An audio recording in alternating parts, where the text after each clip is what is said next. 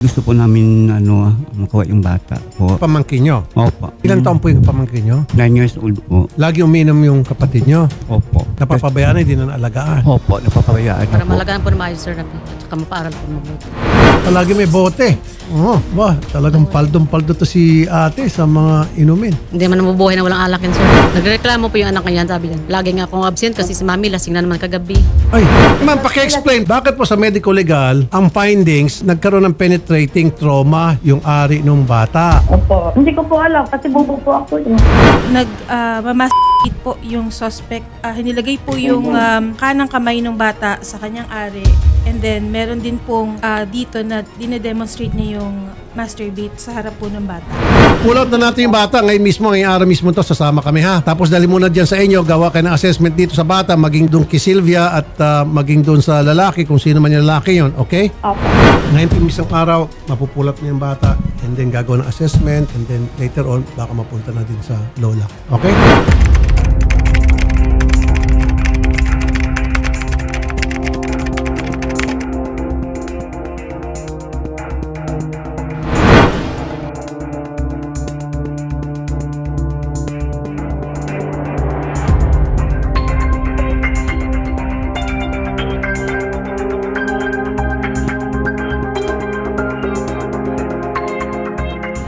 Ayan po, matapos nyo po makaharap po si Idol Raffy nung March 25 po sa kanyang programa na rescue po ba ang bata? Kamusta po yung status at nasan po yung bata? Pagbalik po namin mula nung na-ere kami kay Sir Rapi Tulfo is bumalik po kami ng Boracay. Binisita ko po siya dito sa MSWD kasi sobrang miss ko na yung pamangkin ko. So pumunta ko sa opisina nila. Yung sagot sa akin, wala silang idea. Kahit si Ma'am Irene, wala din po silang idea. Yung pala is nasa Iloilo po daw para sa medical legal po ng bata. Ayun po, hanggang sa nga siya, nag-contact sa amin na magharap-harap daw kami magkakapatid. Ayun din po, tsaka nung isang araw. Sino po ang kumontak po sa inyo at saan daw po gaganapin? At sino-sino po yung attend dun sa conference? Nung si Ma'am Irene po, tumawag sa akin, hindi ko pa nasagot at nag-PM siya sa akin na schedule kami with dialogue sa office, MSWD o ng Kalibo. Nag-text siya sa akin na sabi niya 31, kami magkikita April. Hindi ko po napansin kasi sobrang busy din po namin sa pagod. Tapos nag-reschedule ulit siya na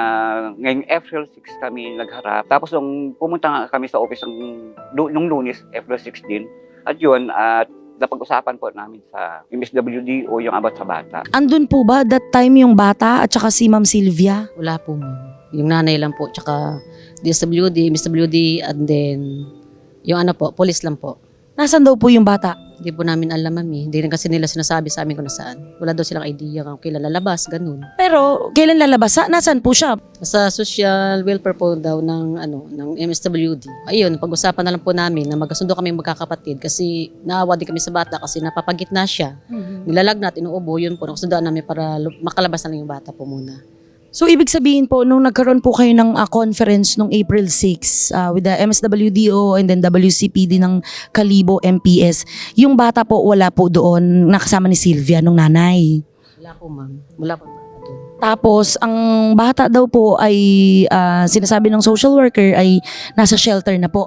Opo, ma'am. Yung po sabi nila. Kamusta po yung status ng bata sa shelter? Ayun nga mo, sabi ng nanay niya na nilalagnat, inuubo. Yun naman po, parang naawa naman kami at saka nakasunduan na lang po namin na muna yung bata doon. Ilabas mo. Okay, for the meantime, alamin po natin na kung nasa shelter po talaga yung bata, base po sa sinabi ng social worker and then ng nanay na si Sylvia, ano po yung naramdaman po ninyo na kung kahit papano ay naialis na po yung bata doon sa custody ng nanay niya at saka doon sa bahay? Siyempre po, sobrang tuwa namin. Hindi na nga namin mapigilan ang iyak-iyak. Siyempre, namiss namin yung bata. Pasalamat nga kami kasi Rapi Tulfo. Na-actionan niya agad nung pagpunta namin doon. Hindi po kami nanghinayang ng pera basta makakuha lang po sa amin yung sakit. Kayo po ma'am, gaano po kahalaga sa inyo? Siyempre bilang tiyahin tsaka tsuhin po nung bata, no? Tapos kapatid nyo pa po yung nanay. Gaano po kasakit po sa inyo to na nababalitaan po ninyo na napapabayaan or na kung namolestya ba ang bata? Siyempre, ma'am, sobrang sakit. Sinong po naman na Parang sinasaksak po yung puso ko na nalaman ko po yun. Kasi lumaki po sa akin bata niyan, ma'am. Kaya ginawa namin itong lahat-lahat para po sa bata mo talaga. Kaya sabihin pa ng mga tao na napahihiya lang kami sa buong mundo, wala silang pakialam. Kasi pamilya po namin to. Kami po nakakaramdam na sakit din sila. sa mga nagsasabi niya na nagpapahiya kami sa Tulfo, hindi. Kasi alam namin na Sir Rapi Tulfo, senador ang tutulong talaga sa amin.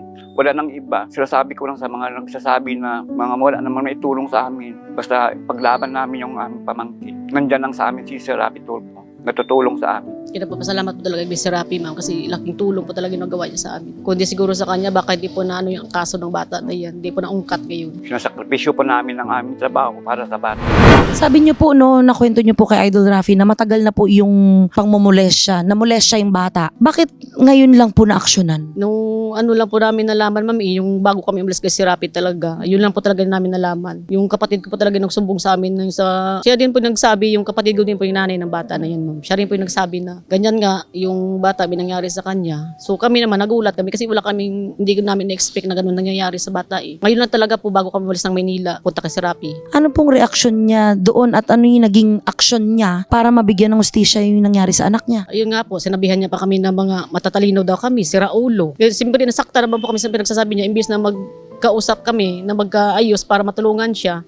Pinaghahamon niya pa kami. Siyempre kami parang nainis din sa kanya. Pabalik-balik na rin kami dito ng Kalibo. Yun na lang, para isahan, doon na lang kami kay Sir Rapi mingi ng tulong para mabilisip yung ng kaso ng bata. Ano pong masasabi niyo, Sir Brian, doon sa naging reaction ni Sylvia nung kausap ni Idol Rafi? Parang walang pagbabago, ma'am. Pag huling-huli siya sa ni Sir Rapi, kahit magsisinungaling siya. Ganun po talaga ang attitude niya. Parang walang pagbabago. Kahit nag-usap na po kami sa MSWD, o ganun pa rin ginagawa niya. Nagpapakita pa rin siya ng kung ano sa nanay namin.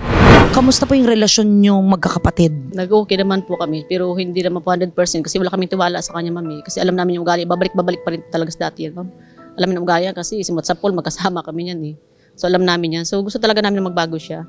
Parang ayaw talaga, yung parang matigas talaga siya. Ano po, lulong po ba siya sa drugs, sa alak? Hindi naman po namin masabi na nagda-drugs eh. Pero sa alak po talaga. Sinabi namin magpa-medical, hindi naman kami pwedeng pa-medical, hindi naman kasi wala naman kasing kaso, bawal din naman. Yung sa pag-aalaga po niya sa anak po niya, no, dun sa bata, kamusta po yung balita po ninyo or kamusta po siya bilang ina dun sa kanyang mga anak? Yung ganun pa rin po, ma'am, yung nag-aalaga sa anak niya, alak ng alak. Kaya yung simula nung lumaki yung panganin din, alam na ng anak niya yan na kung ano yung ugali niya eh.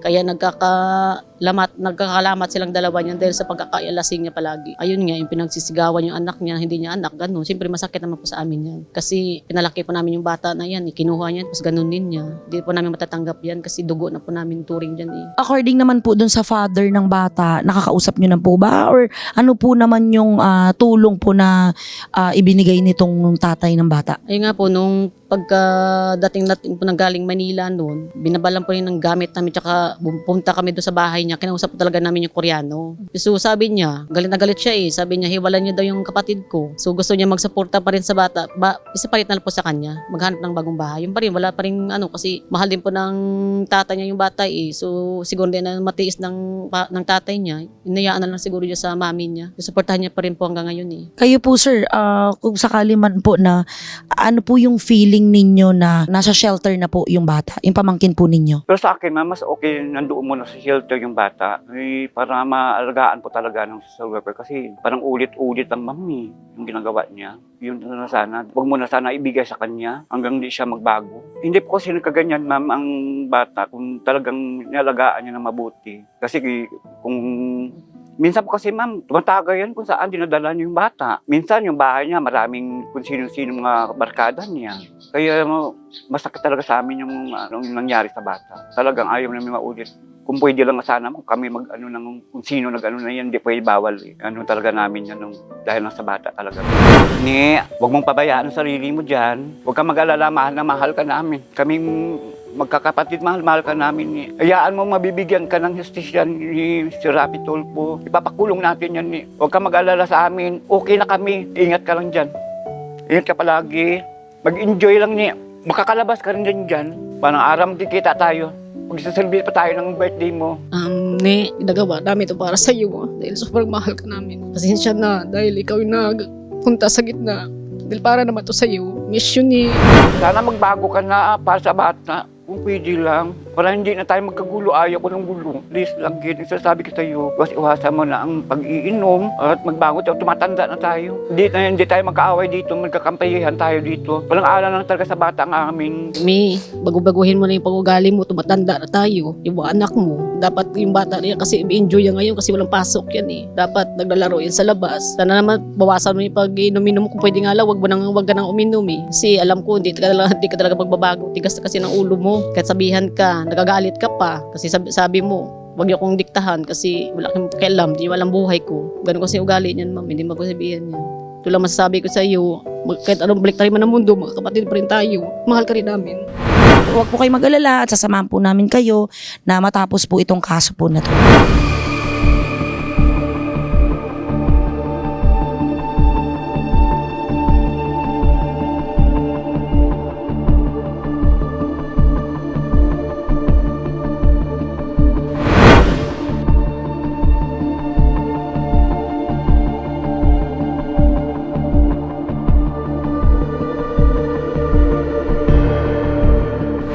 Ano po ang naging action taken po ng Kalibo social worker po? Regarding po sa case po ni Nene, yung sinasabi po, that time during March 25, after po ng call, we immediately contact the mother and then pinuntahan po namin sa school yung bata, tapos dito po directly sa office to conduct thorough assessment and interview during that time. So, after po noon, syempre po yung atin, hindi po agad-agad natin yan mapupull out sa mother. So, there's a series of na yung assessment, na yung may fina-follow po tayong protocols and case cons during that time. So ma'am, kamusta po yung naging conference po ninyo at sino-sino po yung umattend during that time? During the time of conference, nandito po yung ating representative from the SWD region office, our WCPD, the complainant, the respondent, and of course the case manager po dito sa ating opisina. Ang result po sa assessment during that time, yung sinasabi po nila na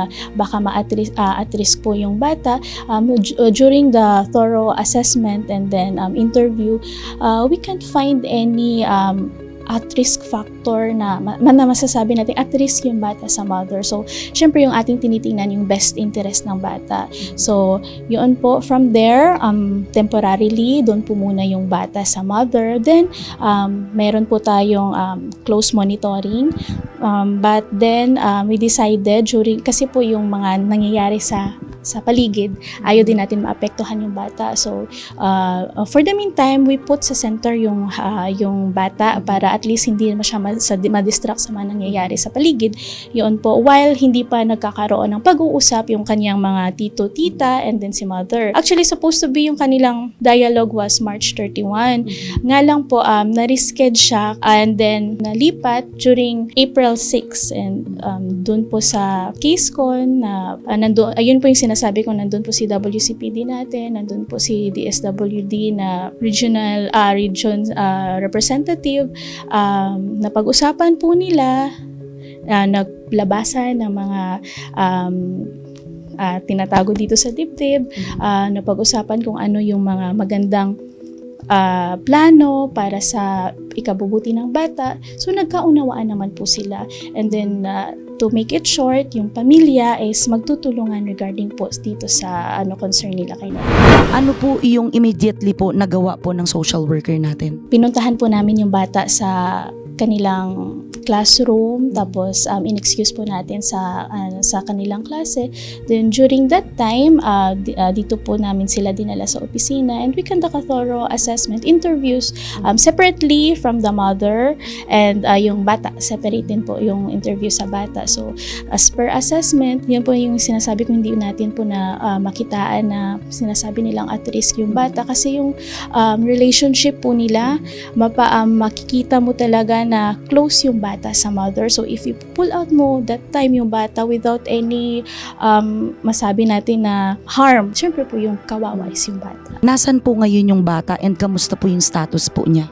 Sa ngayon po, after ng kanilang pag-uusap noong March 6, yun po in-explain din po sa kanila kung bakit hindi po mapupull out that time yung bata sa mother, and then yung napagkasunduan nila regarding po sa nilapit po nila na concern sa kaso is napagkasunduan nila na magtulungan regarding po sa ikagaganda o sa welfare po ng bata. So yun po sa ngayon, naibalik na po yung bata sa nanay niya. Ano po yung assurance po natin na safe yung welfare ng bata again dun sa nanay na sinasabi po ng mga tito-tita ay paulit-ulit po yung ginagawa na kapabayaan? First po, as per interview sa bata and then sa mother, makikita naman po na hindi naman po pinapabayaan ng mother yung anak niya. Kung halimbawa man po tawag neto na sinasabing nasasaktan, possible part of disciplinary lang din niya sa anak niya. Pero pag tinatanong, kasi tinanong ko po yan sa bata, ikna-verify ko sa kanya kung sinasaktan ka ba ng mama mo, hindi naman siya sinasaktan. Siguro dinidisiplina lang siya at nauunawaan naman niya if in case na sa halimbawa na papalo or kung nadidisiplina siya ng kanyang mother, ng mami niya. Regarding po sa processing po niyan, part of the intervention na nagawa naman po yan, ma'am. Tapos regarding po sa case, yung case po is siguro po ang appropriate agency na po niyan ang magtatakal. Pero po, continuous po yung case management natin sa bata, sa pamilya, sa nanay, and then po closely monitoring po. Kasi na-mention din ma'am nung mga kapatid nung mother na ang kinakasama ay nasa loob din ng bahay. So ano po naman yung sa part na yon, yung assurance na hindi po magagalaw or masasaktan yung bata sa ibang nag-aalaga or kasama sa bahay? To clarify lang po, wala po doon. Wala na po doon yung sinasabi nila na na kinakasama niya. And then ang mother naman is yung focus niya sa anak niya na. Tapos yung sinasabi po sa safety, time to time naman po, nandyan din naman po yung relatives nila, yung kapatid niya, nakaka-visit din yata po sila doon sa bahay. Yun po. Ma'am, ano na lang po yung final assessment ng social worker sa kaso po na ito? Actually po, ma'am, hindi pa po ako makakabigay ng final na assessment or sinatawag natin yung verdict dito kasi ongoing pa po yung case management namin. Pero rest assured po na ito po is closely monitored at hindi po pinapabayaan ng ating opisina with, syempre, para po holistic po yung approach natin. Together po yan with our WCPD, the SWD, our barangay, our BCPC, tinutulungan po natin para mabigyan ng hustisya kung ano man po yung nangyari sa bata. At para po, at the same time, siya po is lalaki sa normal na paraan.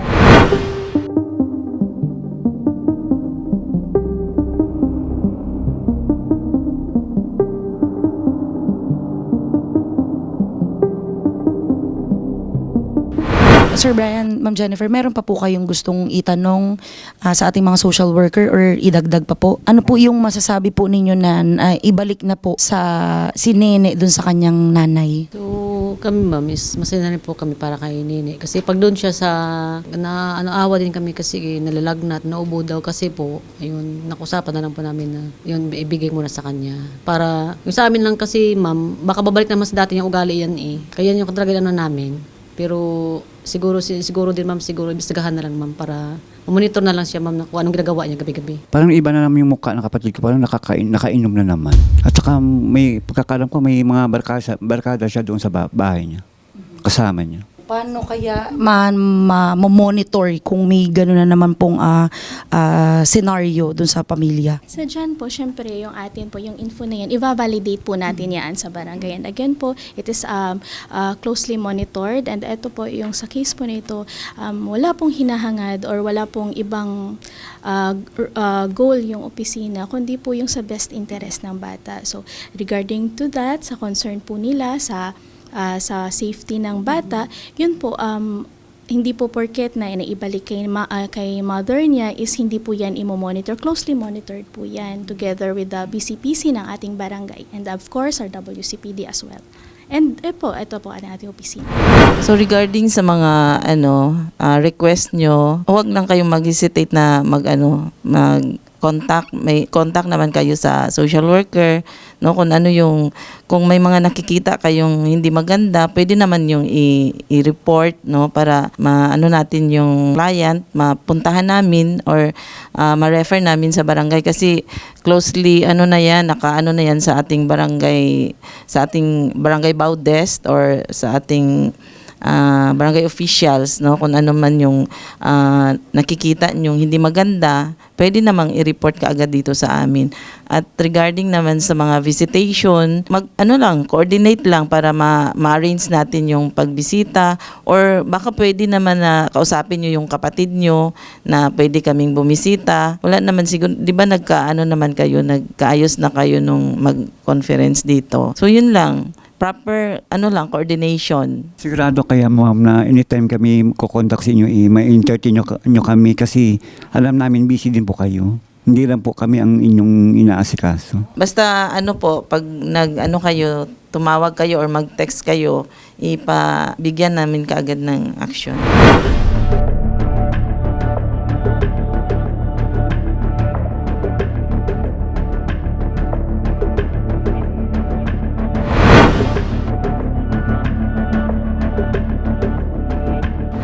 Pagkatapos po nung nangyari po sa programa po ni Senator Raffy nung March 25, ito po yung nilapit po sa inyo, Sergeant, na yung allegedly na napabayaan ng minor nating victim. Ano po yung nangyari po na action taken ng ating WCPD po dito sa Kalibo MPS? On the part naman sa ating WCPD, ma'am, no? So, kung may mga process po tayo na sinusunod with regards dyan. So, upon report naman po ng complainant natin and yung victim natin complainant is inaksyon na naman po yan ng PNP natin, inassist po yan sila, ma'am. At kung ano yung mga necessary na mga kailangan, no, na documents on their part, at saka yung mga mga affidavits, no, on their part man sa ating mga biktima, ma'am, is ginawan po yan ng ma'am, na ginawa po yan at inassist po yan ng ating WCPD or yung tinatawag natin, ma'am, na investigator on case, ma'am. Ma'am, regarding doon sa pagpapatawag ng social worker po noong April 6 na conference, kamusta, ma'am, yung naging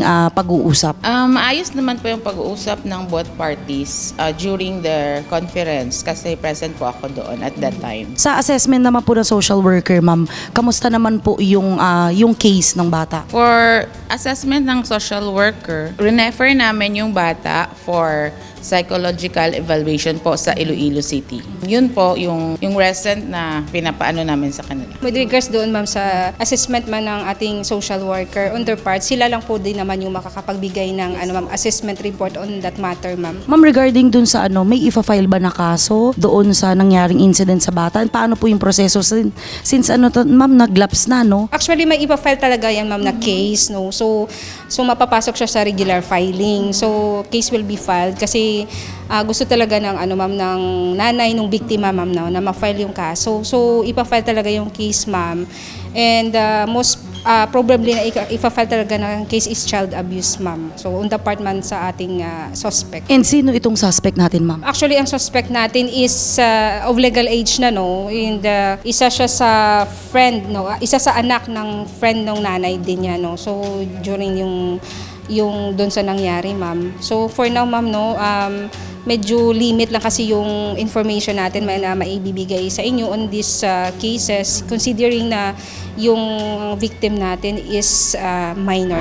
So on the part, ma'am, kasi sa Kalibo MPS, no, not only on WCPD cases but all cases po na nagpupunta dito yung complainants, no, ina-actionan po natin yan and we give the appropriate assistance po, especially doon sa victim natin para kung ano may talaga yung kailangan niya at maka-serve yung justice for them, no. For now po, naka-ready naman po yung lahat ng documents. We are just waiting for the psychological evaluation para ma-file na talaga natin yung case, ma'am, before the court.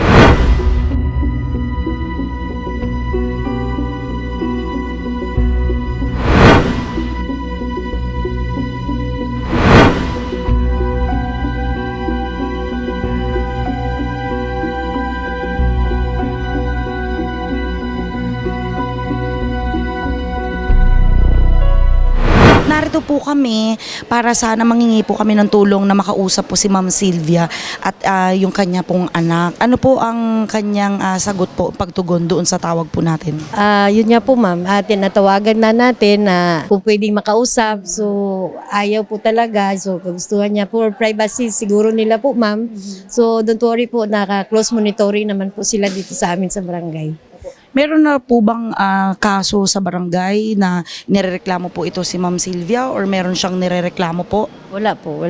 First time lang din niya siguro dito nagkaroon ng ganyang case. Po. Kagawad, assurance na lang po na nakamonitor din kayo na VAUSI dito sa barangay po ninyo doon sa Mag-ina. Yes po.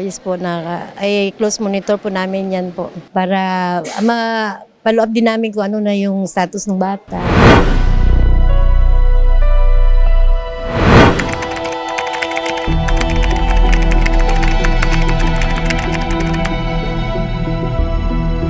Kamusta po yung lakad po natin kanina sa social worker na nakausap po natin si Ma'am Irene and then doon sa WCPD?